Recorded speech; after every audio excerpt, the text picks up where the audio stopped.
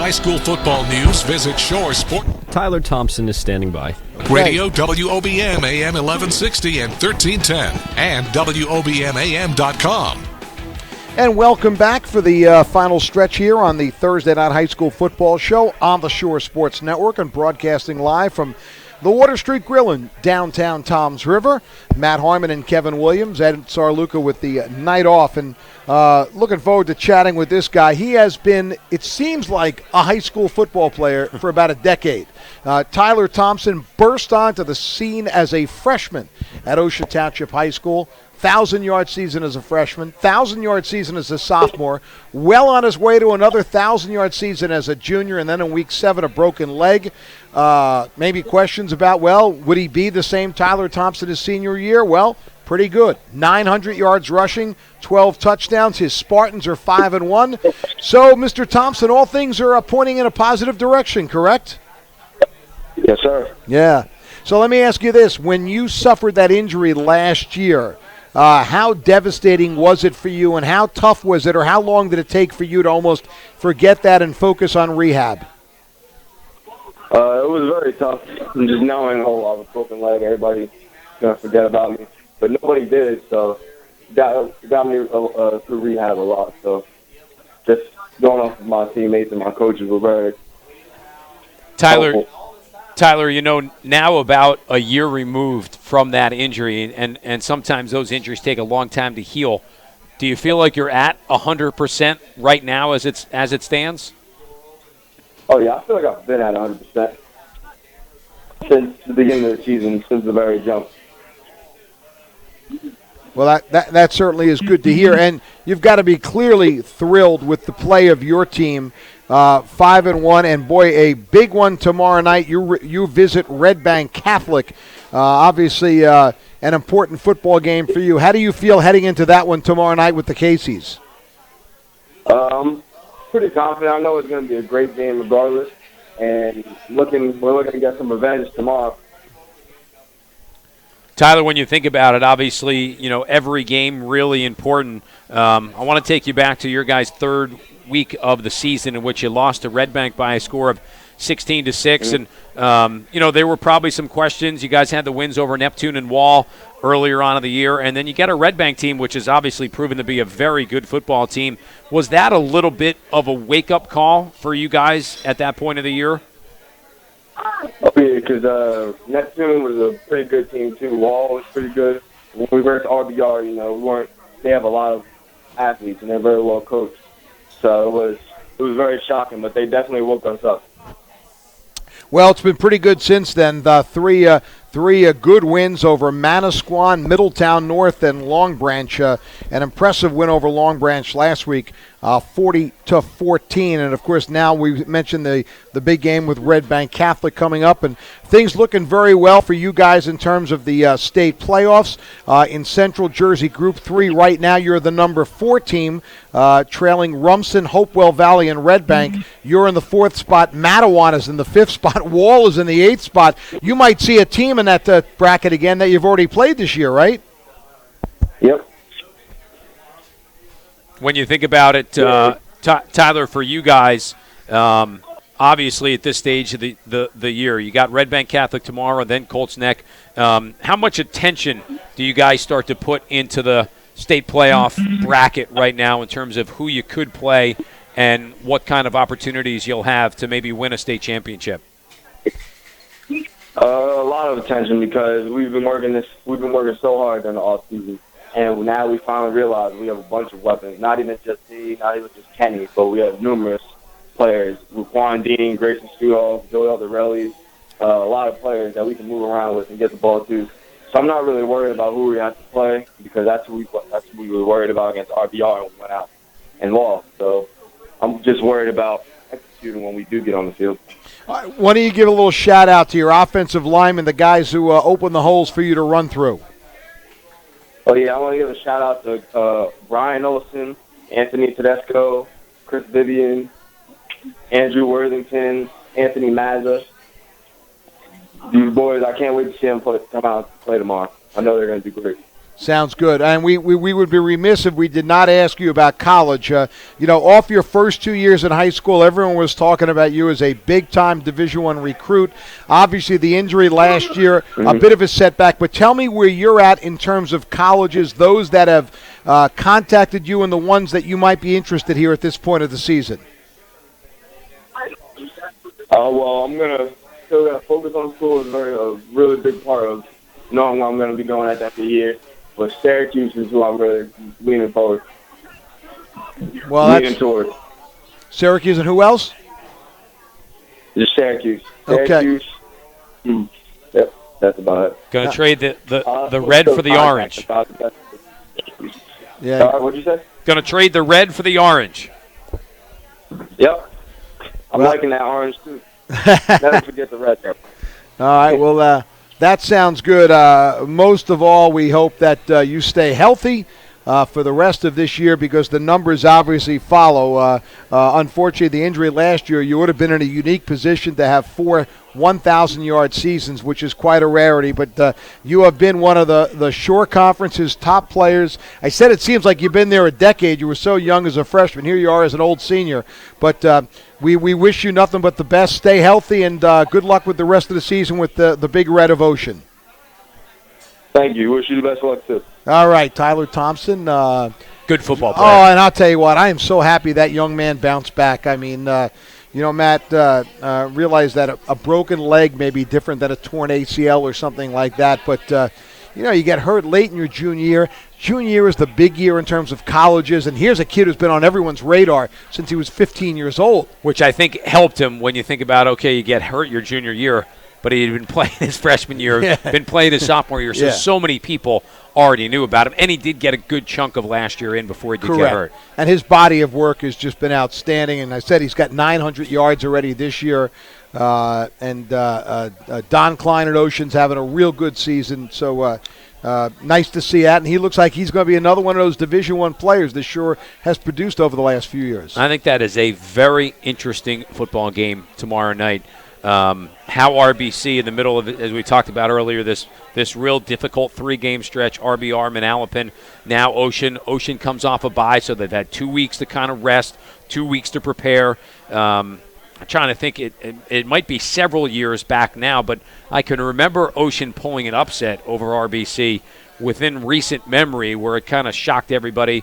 And it's two good football teams and two teams obviously with bigger aspirations of being able to play in the state playoffs. And, for the Caseys, you pretty much know the division title is out because Red Bank is going to win that. Has already clinched a tie and needs just one more win at a game. They'll be very heavily favored.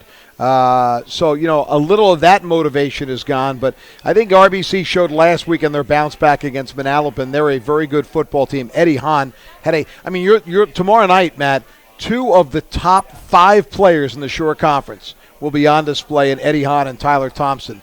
And going to the same direction maybe. Hahn to UConn and Thompson possibly to Syracuse. Yeah, I think any time that you can get a game where you've got 2 bona fide Division I players who are going to take that next step, play at the next level, it makes for an exciting atmosphere. Should be a lot of fun tomorrow at Count Basie. Yeah, that's a good game. That's a good game. And we're just at that point in the season too where you kind of can't afford a slip up. I understand the value of a win or a loss in October or November is really no different than September. But, now you're in that point, and I love how these coaches tell us they're not thinking about the playoffs. I don't buy it for a second. They tell us that on the radio. Then you converse with them off the air like at a practice, and they're telling you where their 5 assistant coaches are going to scout this weekend, and how much film they have and how much they know. Listen, these guys have been on that for a couple of weeks, and I understand the new mantra, Matt, and I don't know where it's come from, but the new thing now with football coaches is this. We want to be 1-0 this week. I don't know where it came from, but somebody has used that, and I have heard 10 college football coaches in the last 2 weeks say, hey, our goal is to be 1-0 after this weekend. 1-0 after this weekend. So everyone is trying to preach that one game at a time, but you all know that in the back of their mind, some of these guys have bigger aspirations. I'm trying to think if it was within the last couple of weeks on the show, and I don't know if it was all three of us here or maybe the one night that you were off, and it was Ed and I, we want to be 1-0 in December. I heard that. Oh, no, that was Brian Batchelor last week. Oh, that's right. That's right. That was Coach last week. We want our two goals are to be 1-0 after week one. Yeah, and 1-0 in December. Now that I thought was a great line. Yeah, that's really thinking ahead. That's actually going against it. We want to be 1-0 in December because you're only playing one game in December. That's it. That's it. That is unless we can get that St. John Vianney Middletown South matchup that we want to make after the season. Let everybody kind of do what they're going to do. And we'll have a short conference championship. We'll go play it on a Saturday afternoon at Monmouth University. Great place for it, right? Like December 14th around there. That'd be fun, huh? 6 o'clock. We'll put the lights on. What lights? Maybe in another life. Speaking of Monmouth University, when we come back, we get set to chat with the coach, Kevin Callahan. The Hawks coming off what Matt has described as maybe the best atmosphere for a football game he's ever experienced at Monmouth last week, and a near miss over the number one ranked team in the nation. We'll do that after this. You're listening to the Thursday Night Football Show on the Shore Sports Network. Water Street Bar and Grill in downtown Toms River is the ultimate sports bar. With 32 HD TVs, Water Street brings you all of the action of every football game. Located right on the water, Water Street is the perfect place to enjoy the finest views of the shore. Whether you want to grab a few drinks with friends, catch your favorite game, eat a delicious meal, or enjoy live entertainment every Friday and Saturday nights, Water Street is the place for a good time. Located across from Huddy Park on Robbins Parkway in downtown Toms River. Visit them at bakerswaterstreet.com.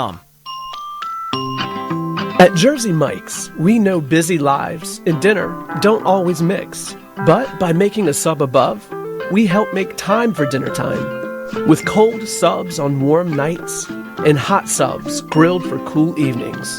It's a really well-made meal, de-stressed. It's something really good, shared simply. It's a delicious dinner time in the bag. Jersey Mike's, be a sub above. Your home for high school football. News Talk Radio WOBM AM 1160 and 1310 and WOBMAM.com. As always, we spend our Thursday nights in the fall at the Water Street Grill in Toms River right here. And pretty good crowd gathered tonight. I even see a couple of Dolphin fans. I didn't know there were any. But they've won 2 in a row, and of course we'll be playing the Patriots in just a few minutes. Of course, we couldn't be here if it wasn't for our guy Tom Tremblay here at the Water Street Grill, and of course Zach Collins back at the studios of the Shore Sports Network. Tomorrow night, our Jersey Mike's game of the week will be at Brick. Green Dragons, Toms River North, Class A South title on the line. Ed Sarluca joins us. Matt does not. Matt will be somewhere in Georgia. He'll have Georgia on his mind as he travels along with the Monmouth Hawks for their game Saturday against Kennesaw State. The head coach of the Hawks, the only head coach in school history, is Kevin Callahan, and as always, he joins us on a Thursday night. Coach, how are you? I'm doing good, guys. How are you? We're good, and I opened up our show tonight engaging Matt in a little conversation about last weekend. I was down in Baltimore and following the Hawk guys, Greg and the guys on Twitter, and was looking at the score, and I'm not going to lie to you. The first time I looked, I said, this has got to be a mistake, and that's not to begrudge you, but, I mean, all I had heard about was this juggernaut of Coastal Carolina, the number one ranked team in the nation, and what happens, you take them down to the last play, lose a heartbreaker, so I'll start the conversation. I've never heard a coach tell me there's a good loss, but is that one a little better than others? Well, I don't know if I'm going to answer that question, but I will say this. It was a great effort on the part of our players. And, you know, I was really happy with the way they played. It was an electric. It was a great environment. But what I really liked was the focus and how the focus that our players had and how locked in we were to the task at hand. I think we went out and we executed very well, and we played the game the way we wanted to play it, and we played it one series at a time, and we talked to them all week about compartmentalizing the game into quarters and getting it into the fourth quarter and giving ourselves a chance to win, and we did exactly that. And so I can't fault anything that our players did. I thought we executed the game plan on both sides of the ball very well. They made some plays at the end. Coach, when you think about it, and I mentioned this to Kevin on the air as we started the show, the one thing, having seen so many Monmouth games over the course from 1993 to now and working as a broadcaster, the one thing that I was extremely impressed by was the overall atmosphere that the game had. It was one of the best that I can really remember in, I would say, over the course of since we started doing the games on the radio 6, 7, 8 years for the last few. It was, Matt, and it was building on Friday. I spoke to it at an alumni function Friday night, and I could sense it there that there was a very heightened sense of awareness and excitement for the game. And then when I got to the field about 7 a.m. on Saturday, there were people already there kind of gearing up for the game. And Coastal brought a lot of fans, too. And there was a lot of the casual fan that wanted to come out and see the number one team in FCS football play. So it all kind of played in together, and it was a great atmosphere. If you look over the last 2 weeks, Kevin, you beat 22nd ranked Liberty 20-17. Then you lose to the number one team in the nation 23-20. I'm wondering if you're starting to get a sense that things with this group, as young as they are, starting to come together and there's some maturing happening. Well, I think that's exactly what's happening, Kevin. We're into week 8 now, week 9 of the season. No one's a freshman anymore. No one's a new player anymore. They've got experiences, behind them. And I think what we're starting to see is a sense of, and a level of confidence developing on both sides of the ball. And you look at last week, and, we have several new players in the offense that are in the mix this year. And Levon Chaney has an outstanding day and rushes for 196 yards, and that speaks to not only what Levon did, but also the play of our offensive line, who has some new starters there. And we made plays on the perimeter in the secondary. Darren Ambush and Reggie White and all those guys were making plays, and I think you see it coming together. And then on the defensive side, as young a group as that is, they did an outstanding job last Saturday. Coach, this week, a brand new program and a brand new opponent in Kennesaw State. The Owls starting their program up this year after building up over the course of the last couple. It's a team that obviously no one here, even as a Monmouth fan, would know a whole lot about. What could you tell our listeners about this Owl program? Well, I'll tell you what, they're doing an outstanding job there. And one of our former players, Liam Klein, is a member of the coaching staff down there. He went there from Georgia Tech, as did most of that coaching staff. They've done a tremendous job over the last 2 years getting ready for this inaugural season. They're 5-2 right now. Offensively, they're a 3-back option attack, much like the Naval Academy and much like Georgia Tech, and that presents some problems in itself. It's such a unique offense. You don't see it every week. It's different. It's tough to defend, and it's not just all about assignment football. They are physical football players. So, we've got a big challenge on the defensive side of the ball, and they're the number 5 ranked team on defense in all of FCS football. They play outstanding defense. So we're going down to play a team that's very well coached, and they present some unique problems to you. So, we've got to make sure that we're at the top of our game when we go down there. Now, they're coming off a 35-25 loss to Liberty, who you had beaten the week before. Any similarities in what you do and what Liberty does that cause them problems? Well, not really. I mean, I think on the offensive side, maybe Liberty's offense and Monmouth's offense have some similarities. Defensively, not as much. Liberty jumped out to a big lead. They're up to 24-7. And when you're a 3-back option team, it's tough to come back from big margins. But to Kennesaw's credit, in the fourth quarter, they got things rolling, and then they came back and made it a ball game, and Liberty scored a late touchdown to give them the 10-point margin of victory. I was very impressed with the way the Kennesaw kids continued to play.